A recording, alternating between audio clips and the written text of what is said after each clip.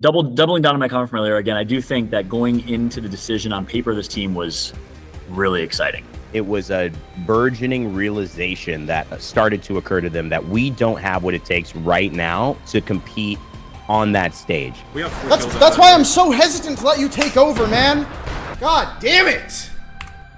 I mean, bro, you gotta calm the down because you don't hear me talking on you and you. I know, but it just makes me so mad. You just gotta calm down. This isn't how FaZe envisioned their entrance into the world of Apex. After launching a team that many thought would be the new top dog, the roster had a series of challenges that they were just unable to overcome. At the end of the day, it just felt uncomfortable for all of us, which is why I think, like, in the end, it was better for us to all split up, go our separate ways. Oh yeah, absolutely. It's a very big part of the problem. We're contributing to the problem again.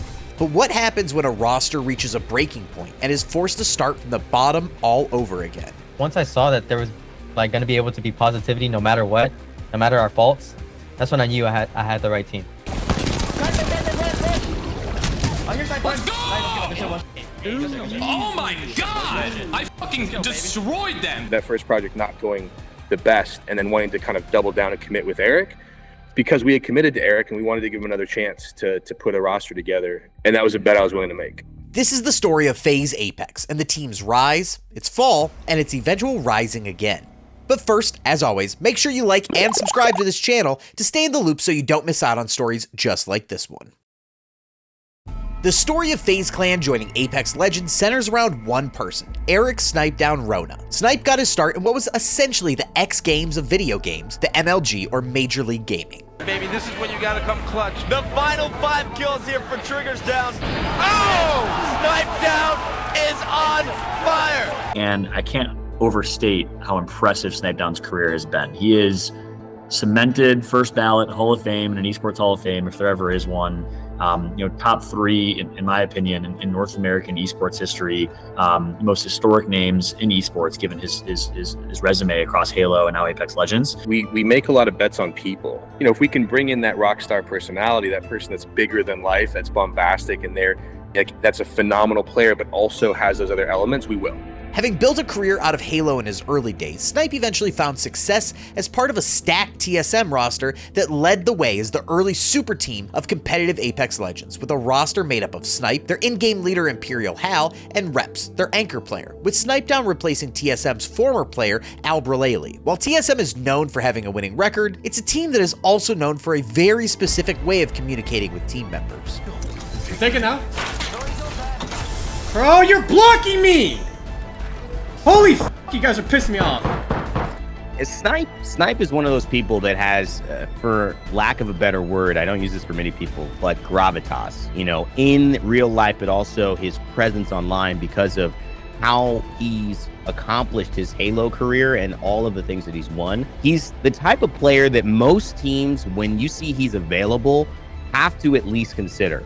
After having placed third at the ALGS Championships in 2021, Snipe announced his retirement from Apex to return to his first love, Halo Infinite, this time competing under the FaZe Clan banner for an esport just breaking out in its infancy. I am going to be switching to Halo Infinite competitively, and alongside that, I will be unfortunately leaving TSM and having to say goodbye to every one of you who has supported me and been here for my journey. But definitely proud. Happy to represent. You check it out. We got the number 3 busting back out. We're all so excited to be a part of this. And I'll be honest, Eric was on the fence about leaving Apex behind because, as you know, he was having a lot of success with TSM. And when we started chatting about some of those things and he was really considering it, it had a lot more to do with, what the options were kind of for the future. And candidly, I said, look, if it doesn't work out in Halo, I would build a Apex Legends team around you, just so that basically you've hedged your bets and you have the best of both worlds. You know, there was a lot of hype around Halo at the time, and I thought maybe some more players would go and try and seize the opportunity. And I thought maybe that would be the first domino to send others, and I was really nervous about that. Reason being, he's a huge name. You know, he is such a big brand, a face. You call him the bad boy of Apex with some of his takes, but he's also just a well-respected name. He's a fun person to watch, a fun streamer. So when you lose arguably a top 5 biggest name in Apex at the time to another game, as a fan of Apex, you're obviously worried, and it's not necessarily good for the ecosystem. Having big names like, Ninjas in Pajamas, Fnatic, Navi's come in, they make a big difference in getting people's eyeballs on the game. And I think FaZe combined with Snipe made a lot of sense. They always said to me right away, if you ever want to leave Halo, we'll build an Apex team around you. We have no issues, supporting you in Apex. We are here to support you. They wanted to build around me, which it felt, that was one of the biggest reasons that I wanted to join FaZe in the first place, is because it felt like I was joining a family. The results for the Halo team, while exciting when announced, never really lived up to the hype of the team and what the potential on paper would really shake out to. Once again, and there you have it. Snip3down gets the last kill. FaZe with the win, and they are advancing in this tournament. There's so much more to the mental side of competing than just like putting 4 people together that are like individually talented. Yeah. You got to be friends, and let me tell you right now, I was not with It was the worst experience that he has had as a competitor. And somebody says, would you mind elaborating on that? And he quickly responds back with saying, worst mentals ever. But it wasn't long before Snipe's eyes turned back towards Apex and started to consider what it would be like to return to the Battle Royale. The rumors began swirling that Snipe was looking to team up with former TSM player Albraleli, who had just left competing for Cloud9, and a would-be newcomer named Slurpee, who had never competed professionally previously. I think when I first decided to come back to Apex and everyone realized that FaZe was going to be involved, I had a lot of people hitting me up. I definitely think I rushed into the team building process. I think I was so caught up on getting back into Apex just as fast as I can and getting on a roster and doing all this that I didn't take the time to really scout out who the best fits would have been for me. I mean, I took a year off, so I wasn't fully caught up with the meta, the players, who was really good, and I kind of just put faith into some other people to give me input. Alb's main success has come from playing with Hal and Reps. Snipe's main success in Apex has come from playing with Hal and Reps. And now both of those people who have that tag on them, like, hey, can you do it without Hal and Reps, who are now doing it without you? Can you do it on your own? I felt that this was a team that was going to be head down, eyes narrow, horse blinders on, and basically just saying, we have one goal and we're going straight there. And so you can't just build from just picking pieces, or, well, you can, you spend a lot of money doing that if that's the case. So you then have to find up and coming talent, and then you basically have to hope that it works out comms wise, that it works out like culture wise, and that they're not just a flash in the pan, basically, right? FaZe immediately saw some decent results when it came to participating in the Split 1 playoff scene and other regional tournaments, having decent placements in both Oversight and official Apex tournaments. That was short-lived though, before some of the cracks started showing in the armor of the newly minted FaZe squad. Albraleli, a player known for being outsized in both his opinion and personality, had stated at the beginning of the season that he would be taking on the role of in-game leader for the team, the first time he had ever taken on the IGL responsibility, something that immediately reared its head when it came to both Alb and Snipe vying for control of the team. My only worry with Snipe's IGLing is he's like he's the polar opposite of me. Like he's too free-flowing. Yeah, full IGLing, I get too overwhelmed. Apex or old FaZe Apex team, they was kind of like everybody was trying to put in too much input, and like nothing was like basically going right, like they all had a different idea how to play the game, which I feel like they weren't like a team, How much faith do they have on them based on winning with you? Not much. They're kind of trolling playing crypto, so I in the foreseeable future, I see Mac and Snipe butting heads. I see their comp being terrible with crypto, and yeah. This struggle went back and forth for the entirety of Split 1, until the team started to really reach their breaking point. No! I mean, like, that's just how it goes, I guess. Yes, absolutely. We as casters could start to feel this team crumbling. And for us, the way that happens is listen-ins. So, we would jump into listen-ins with this team because it was such a hot topic, right? How's Albraleli developing as an IGL? How are Albraleli and Snip3down going to mesh? And obviously we were tracking that story throughout. And when you jump into listen-ins, you could feel the tension. You could feel the indecisiveness. You could feel the lack of trust that Snip3down sometimes had for Albraleli as an IGL. And you could feel Snip3down getting frustrated over time as he was obviously learning the the game again. He's very smart, wanting to make more calls. And then you obviously ran into this scenario where Snip3down, felt like maybe he should be the IGL, and they were conflicting, kind of like Hal and Albert Lully did back in the day. Pull now, pull. Where are you going? Pull. Start, pull the ult! Fucking pull. You said, where are you going? Like, I'm on low ground. Where else you to go, man? I said, oh, dude, Why are you running into the team? Why are you running into them? There was one example, definitely. It was a game where we were playing, it was World's Edge again, the bridge between Commentator and Epicenter. There's the big long bridge that leads up, and we're trapped down low while a team is above us and we can't get out. And then Max starts screaming at me about how he's like, I knew I shouldn't have let you take over. I knew I shouldn't have let you do this in game, like while we're in Pro League. And that was where it was like, okay, we are on completely separate pages. We're hesitating on plays. Someone makes a call where it's saying like, no, and then they go and do their own thing instead of just trusting what they're saying. And that just kind of encapsulated our entire team. So, and it made our game hell after that was just the nail in the coffin. After that, it was, the vibes were chalked. I was like, this can't work. Wasn't dead. Oh, I got knocked. Behind the door, right here, out! Behind you! Let's go! Up top, he's dropping. Whatever you got. God damn it, man! We have that's why I'm so hesitant to let you take over, man. God damn it! I mean, bro, you gotta calm the fuck down because you don't hear me shit talking on you when you. I know, but it just makes me so mad. Like, you just gotta calm down. Because I don't understand that because either. we're gonna get stunned running through it, Snipe. You don't know how the I don't care. I'm looking for an angle. We're gonna fucking get stunned going through it, and they're just gonna ape slurp. I'm not trying to go through it. I'm shooting it to get an angle. We shoot the middle one. We have angles on both sides, and Slurp's on the other wall with angles himself. Like I literally said, shoot the wall, and you did nothing, and then ran around to the other side and did nothing. After that, the team just knew this wasn't going to work. And a roster that had started off with so much promise was now disbanding after only a single split of competition together. It seemed like the nail in the coffin for Snipe and FaZe Clan, as Snipe had now been a part of 2 back-to-back esports rosters that struggled to not only deliver results, but also stemmed from serious personality conflicts that made it difficult to rise to the top of the ranks in each respective game. It just didn't mesh for some reason. It didn't work out, and that happens all the time, right? Transfers and things happen when everybody's like, on paper, this should work. Look, it happened in the NBA, right? Kyrie to the Mavs wasn't supposed to go as nearly as poorly as it did. It was supposed to be a good move, right? But obviously that went the wrong direction. The day of ALGS, the last day that we played after the tournament, I sat them down.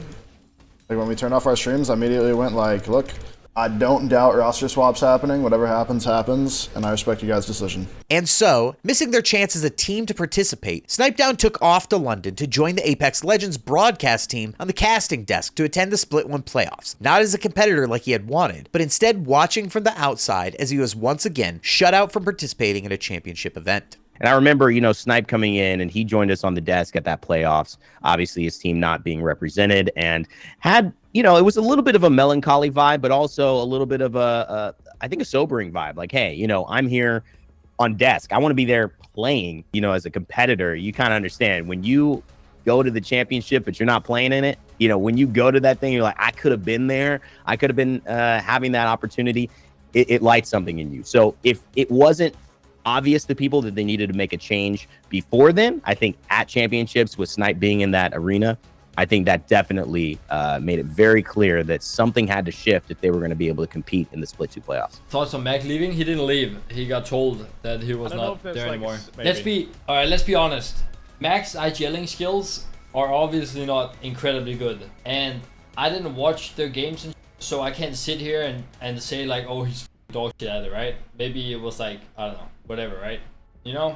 But Mac's mechanical skills are insane, so he just needs to shut the up and shoot the gun, Snip3down's maybe going to be going with ESA duo on FaZe because Slurpy's no longer a part of the team. Like, a lot of roster changes happening right now, which is very weird because it's right before LAN. Usually roster changes happen after LAN, but there's like kind of roster mania for Apex, which never really happens. It never happens within like the tier 1 orgs. It usually happens within like all like the new new squads trying to get a little bit more established within the scene.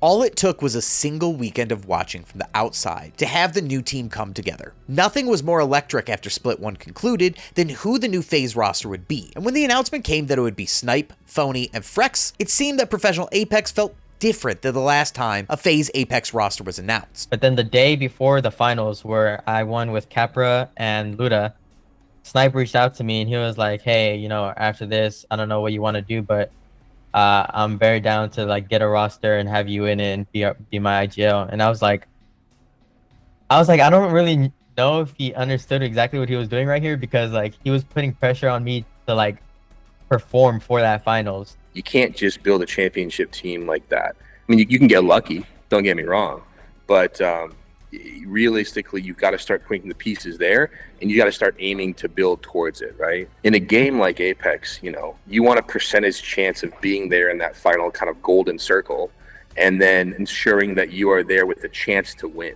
If you guys have listened to our comms, like, there is no blame game. There is no, like, someone fucks up, like, we pick them back up. There is zero animosity. There's complete trust in the calls. Like, it's a great team environment. Phonyhead, also known as Phony, was an in-game leader who showed plenty of promise while on an esports arena team that made an appearance at the Split 1 playoffs, but still underwhelmed. Phony was an under-the-radar player who is just starting to leave his impact on the Pro League as a whole. FaZe has Phony as IGL. Phony is actually a tier 1 IGL and very much slept on, but Phonyhead is just actually like a phenomenal IGL, and you instantly start a tier above a team that doesn't have that. I grew up watching FaZe.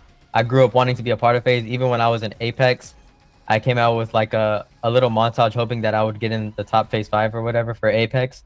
So me, it's a really big accomplishment to even be in FaZe. Fly, flutter, flutter, flutter.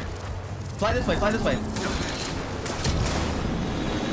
I'm looking. Listen, we need a slap on the floor on the right side. Slap on the floor on the right side. Slap on the floor on the right side. Right here, right here. Yeah. I'm laying on top. Is anybody even hitting you? No. Get inside. Also being added to the roster was Frex, a veteran anchor player who holds the honor of being one of 7 professional Apex Legends players to have attended every LAN tournament in the esports history. As part of a very solid Space Station gaming squad, Frex brought a level of experience and professionalism to a team that was looking to win.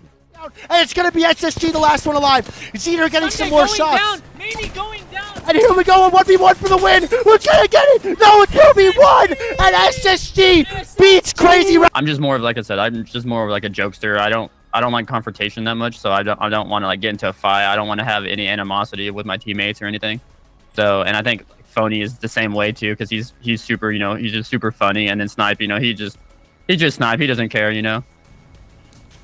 Hey, chill. Hey. All right, listen, you guys won last time I died. I don't think we're winning this one, Chief. Nah, yeah, this was no. Phony, you gotta hit the. I don't think we're gonna win this one unless a miracle happens. Yeah, unless a miracle happens, bro. And so it's like us two are just, you know, just laughing, and he's just like, I hate both of you, you know, just like joking, you know, because we're just always making jokes. So it's like it's hard to be mad at the team because we're just always making jokes. We win this! Swing right! I'm looking. Swing! Last team!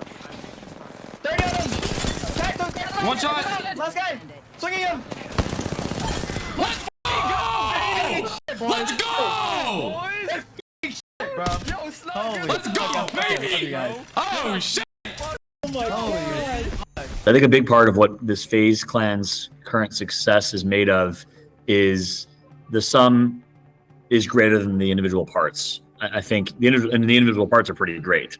And what I mean by that is all 3 of these guys are mature, have been competing for a while, are just like normal, socially adequate, good people with good values, and they vibe and get along really, really well. Together, the new FaZe roster found some instant success. Wins in the Oversight Tournament Series, solid scrim performances, and overall vibe seemed to be high during the early goings of the new team makeup. But due to what could only be described as personal issues, it seemed the team quickly faced obstacles that led to fairly inconsistent results. But what was a critical point of failure for the first FaZe Clan roster when faced with difficulties turned into a strength for this iteration. Communication, connection. I was. Why are you looking? I know, but Snipe's over here looking right. I wasn't looking right. I just said we're getting wrapped from right, and then I came to you guys, and there was just already too late. They have zone. They won't wrap us. They have zone. If they wrap, they're just fucking dumb. Show up for Zane Phony. I mean, like I said, like whenever you lose a contest, it's never great, you know. But I mean, we're all just trying to be positive on, you know, if we lose or if if we win the contest, like we're all trying to get to the same goal. Like we all want to be a better team. We always try to go in with a positive mindset. There may, be some off days where, it's just a really go next day, but we make sure that we always show up for game day, and game day is what really matters the most. Teaming and having teammates is just like any other personal relationship you have, whether it's someone you love, like a boyfriend, girlfriend, wife, whatever it is, just like it is your family. If you have issues and you don't talk about those issues, it will build up resentment. You'll build up like anger, and then all of a sudden you'll explode. Snip3down has become a really close friend the last year, 2 years, and I've had a chance to get to know him on a deep personal level. And like, a lot of this is not my news to share, but it's public knowledge that he went through a divorce very recently. Originally, it was maybe a separation. Then it was clear that it was a divorce, and he really struggled. During the time when he was back, and I think he's very open about it. He struggled in the time he played Halo when he came back to Apex. So, again, it's really easy to look back at that first FaZe roster and blame Alberlelli or blame the fact that Alberlelli doesn't work with Snip3down or blame Slurpee or whatever it might be. But I think Eric would also be very reflective in saying I was not in a good headspace. I just actually spent about a week and a half with him in Chicago and Kansas City, and we had a chance to go out and have a good time and really, really enjoy ourselves. He's in a completely different spot. He is healing. He is growing, much like anyone has to kind of do when they go through such a tough situation and a tough time. And I think that recent health and growth from him is now also going to affect them in a tremendous way now that his headspace is there. And one thing that's really, really cool, it's a bit of a personal story. Phony reached out to me when we were in Kansas City and Chicago and we were having fun. I was posting funny videos on Twitter or whatever. Phony reached out to me and said, "Hey man, just, do me a favor, please just make sure to check in on Eric, make sure he's doing okay." And you could tell there's a very good relationship there. Phony's a very good leader. And Phony called me 2 weeks ago because this is when I wasn't playing as much. I was taking like a decent break. I just gone public about a recent divorce that I'm going through. And he just called me and just said, "Hey man, I just want to talk and just ask if you're okay. Like not about in-game stuff, anything. I just want to, just let you know I care about you." Started sharing some of his own personal stories, some things that he's gone through to either relate to me or just kind of open the door of, hey, like I am here as a teammate and a friend. I care about you. Whatever you need, I'm here, and let's win this type stuff. So I mean that right there was I very rarely ever have had a teammate that would go out of their way to do something like that, and I haven't even been teaming with them that long. But it's not like we don't have experience in the game itself. We just don't have experience with each other. We all know the game, we just don't really know each other well. And I feel like for us to know each other well is very different from not knowing the game. So as long as we keep an open line of communication towards each other, especially when there's mistakes, no matter what, and we just talk to each other, I feel like communication is the number one thing that sets apart every team. But would that heart and communication be enough to create a team that is able to make an impact where the previous one had faltered on the largest stage to date in the world of Apex Legends? It would be the biggest test the team had ever seen when they traveled to London, where a solid performance would not only establish a team worthy of praise, but also would be the determining factor in whether or not the roster would make the trip to the World Championship happening later in the year. This is the most important LAN in terms of setting the stage for who is the actual best team in Apex Legends we've ever had, bar none. And North America has had the pleasure, and all of us as casters too, to see how consistent and dominant XSET have been alongside Dark Zero, who are looking just as good. And now the likes of people like FaZe Clan coming in. This is, to me, if you win this tournament, you can really hang your hat on and say, I have been and I have now become the best team in the entire world of Apex Legends, and there's no one who can doubt me. FaZe sits, I believe, somewhere. I think we're top 10 now in highest prize earning orgs of all esports orgs of all time. Just behind the teams ahead of us are all Dota 2 carrying teams. Just you don't luck into that with no intentionality, right, from the esports side of things. FaZe did not have an easy going. The first stage of competition saw teams battle it out to try and place at least in the top 20 teams during group stages, something that was a feat in and of itself. Placing 17th with 100 points, FaZe struggled to put kills on the board, and while they did have a match win, they were consistently held to playing somebody else's game. It's a different team, it's two different teams, Just reset, breathe, everyone breathe. Come inside. Sorry, I don't have a DD, I can't help you, sorry brother. There's a team on height, okay? There's a team on top on height. Bro.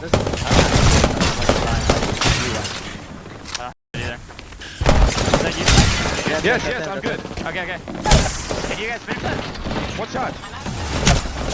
What's it? Just look at it. They're down. I don't have a digi, bro. I can't see anything.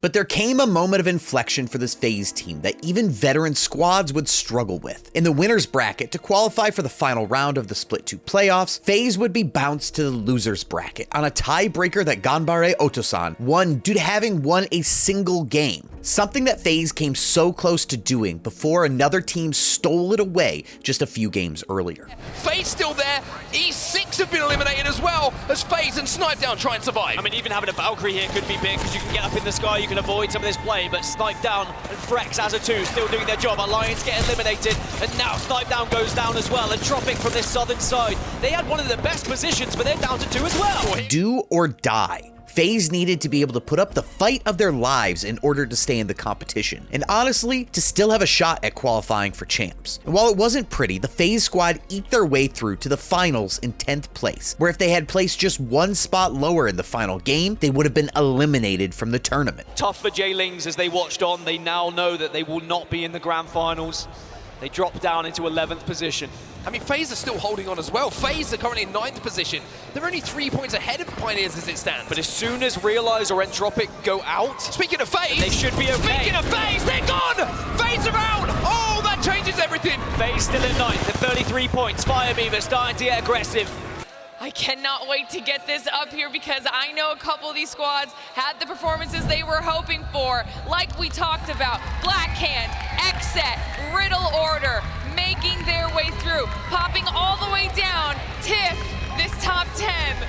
FaZe, man, they had such an issue with the tiebreaker in the winner's bracket and had to drop down into elimination round 2 and faced yet another tiebreaker on their 9th and 10th. And that brought them to a finals day where Phony, Snipe, and Frex all looked to make an impact and leave their mark on the pro scene of Apex and its current landscape. I think winning in BRs is probably one of the harder things you can do in any esport, just because you have so many more people vying in one match versus, you know, a head-to-head type of matchup, right? And so I think all of that stuff aligning and coming to win, I know how much, in my opinion, how much harder it is to try to win those with all of these kind of pieces. It would just be, to me, a huge thing. But I think to us, kind of a recognition of just how amazing that is, personally. Would this team be able to stand up to the pressure and show what they were made of? Well, yeah, they did. It's a battle of North America in the final circle, and someone's going to have to take down one of their regional friends if they want this tournament to keep going. Now, TSM will be forced off a fight, and they might get pushed here because there will be a grab lift behind them. They're going to get killed behind, and it's Xset! It's Xset! They take out TSM! And here comes FaZe now! Looking to clean up the pieces!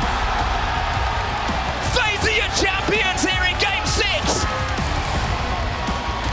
But it's the Pro League champions Xset that deny TSM a shot at the back-to-back playoffs win. What an insane grab lift behind TSM, catching them off guard. And who'd have thought it's Eric Rona on FaZe, the previous TSM member, who gets the victory to deny TSM the trophy in match 6. FaZe up. You know what that means? We're going to match 7. As a good friend of ours once said, Eric Rona, when he needs to get it done, that man has more experience than anyone.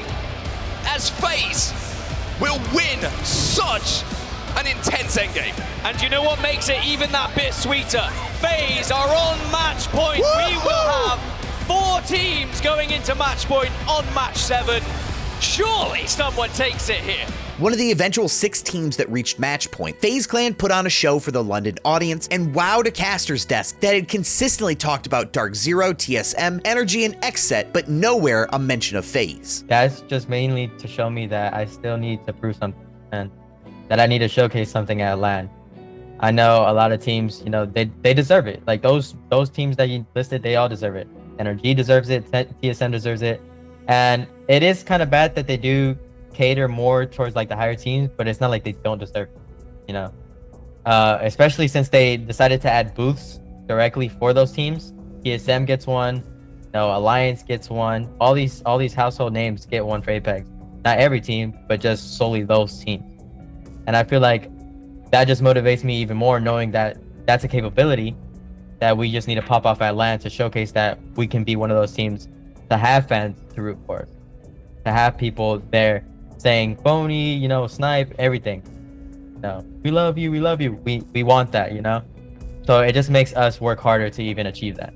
In the end, FaZe Clan ended up placing 5th overall at the Split 2 playoffs. And while they may not have won the entire event, placing 5th not only gave them an opportunity to be counted amongst those top teams, they also earned enough points to qualify for the championship event later in the year that was really for all the marbles, which leaves the team waiting, growing, and preparing for that final showdown later this year. A team with 3 players all burning to deliver a championship performance at the one event that really matters at the end of the day. And now, plenty of other major teams continue to swap and change the parts of their teams, looking for different fits and roles to try and be where FaZe is now, heading to the UK in September to bring home the trophy and championship that every team dreams of winning. And when it all comes down to the heart of it all, this story ends where it began, with a player who first burst onto the scene over a decade ago as one of the biggest faces of Major League Gaming. The average age of pro Apex players is around 27, and while Snip3down is nowhere near being called old, he is a player who has to be starting to think about his legacy and how long he wants to continue competing at a professional level. And it seems like Snipe is ever pushing himself, ever growing, and you have to give someone not only their flowers, but just the credit for being able to do something at this high a level for this long. I almost kind of look at him like, I don't know if he likes LeBron or not, but he kind of feels like an esports LeBron James. I mean, brother's been doing it for damn near 20 years. How old are you, Snipe? 37? I don't know at this point. I think he's a little younger than that. But the truth is, he's been doing it for so long in so many different esports and still at such a high level. To have made this LAN and to be a team that we're talking about as a potential contender, Eric's just a great story. He's a great guy. And, he is something that we're blessed to have in our esport. I'm glad he came back from Halo and, we stole him. We stole him again. One thing I think I'd be remiss to not mention that I don't know if people realize, especially Apex fans of the last 3-4 years, Snip3down is a household name in esports, not just in Apex. He's become a household name in Apex Legends, but people don't realize how far back he goes. I mean, he was the poster boy of Major League Gaming. The young 16-year-old with shaggy hair. He was on Straight Rippin', which is like the bad boys of Halo. They were the best team in Halo. He was on Dr. Pepper commercials and activations. Everyone wanted to be Sniped. I wanted to be Sniped. I'm not going to lie. I was a professional Gears player. I was at the top of my respective game playing alongside these Halo pros, and I wanted to be Sniped. I looked up to him as a fan. He's 2-3 years older than me. Just goes to show how long he's been doing it for. I don't think people realize to stay at the top of any game, any sport for 16 to 18 years as one of the best in the world, all that pressure, plus, then comes streaming, having to compete, having to perform, is no easy feat.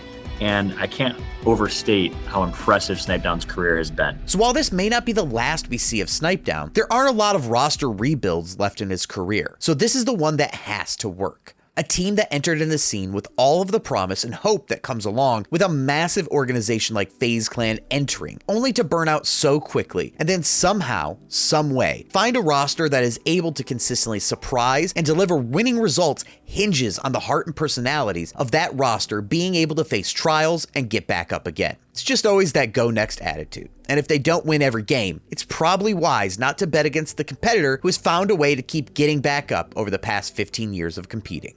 We ended top 5 overall in general for NA, but I feel like we can be a top 5 world team. And I can say that wholeheartedly, that once we show up to LAN, it's going to be a different story than what it looks like online for most teams. Most teams would, throw us in as a wild card for LAN. It's been a while for me since I've won a major championship. I mean, I won some stuff on TSM, but it was never on a stage. I went back to Halo. I didn't get top 2 at any of the events, and I got 3rd place at one of the events. And overall, it's been a long time since I've had that feeling of all the hard work you put in pays off, like the validation of just being the best in the world. I've always been in it for that reason, because I want to go down. I want to have a legacy. I want to be known as one of the best FPS players of all time and multi FPS players, and I would love to go up on that stage, hold up that trophy, and stand next to my 2 awesome teammates and hold it proud for the FaZe banner. I've always been on a top 5 team. I've never won, but I've also never been on a bottom team. So I've always been towards the top, so close, but I've never won, So I don't know what to expect yet. You know, I mean, I'm gonna be honest with you, that'd be just goated. I'm not gonna. That'd be so nice. I think generally speaking, it's always better, obviously, if you've gone through the down port to have the highs, mainly because you can appreciate them more, right? If you have a roster that always wins, it's the first second you get, punch in the mouth, it throws you off a little bit. So I'd say it's a positive thing for sure. I think it's an unfinished journey, so it's kind of hard to say, hey, this is what we're really excited about, because all of these, it's kind of like in general with BRs, right? This doesn't matter as much as it does at what's happening at the end, right? Like, it's even winning a major earlier in a season for Call of Duty or for PUBG or for any other matchup. It doesn't matter if at the World Finals you're not showing up, right? So it's really good to see it along the journey. But I think, and even for the players, they have a goal. They have something they're shooting for, and they need to make sure that they're as lined up as possible. Snip3down is the most tenured and experienced player, esports player in the world. One of the most, having been at the top of his game for 17, 18 years now, from Halo to now. That's a long time. And then Frex, people don't know this, Frex used to compete in Gears. He had teammates in Gears. He's gone through the ringer. He's gone through bad teammates. He's gone through good teammates. And then Phony, 22, 23, he's younger, but he's married and worked a full-time job as a professional Apex player. Talk about a true professional in every sense of the word. And I guess that's probably the best summary. All three of them are true professionals in every sense of the word, and just good people with good core values. And I think that's why they come together so well and they work so well as a team. Love me, hate me, whatever it is. I just appreciate all the people that have been there around for the journey. I've been doing this, like I said, for a really long time, and I love what I do. I wouldn't trade it for anything that I do. It's easy to take things for granted, but at the end of the day, I'm here pouring my heart and soul out to win some championships, and blood, sweat, tears, whatever it is. I just know I'm going to be giving it 100%, and I just appreciate all the people that have been there the entire time throughout the journey.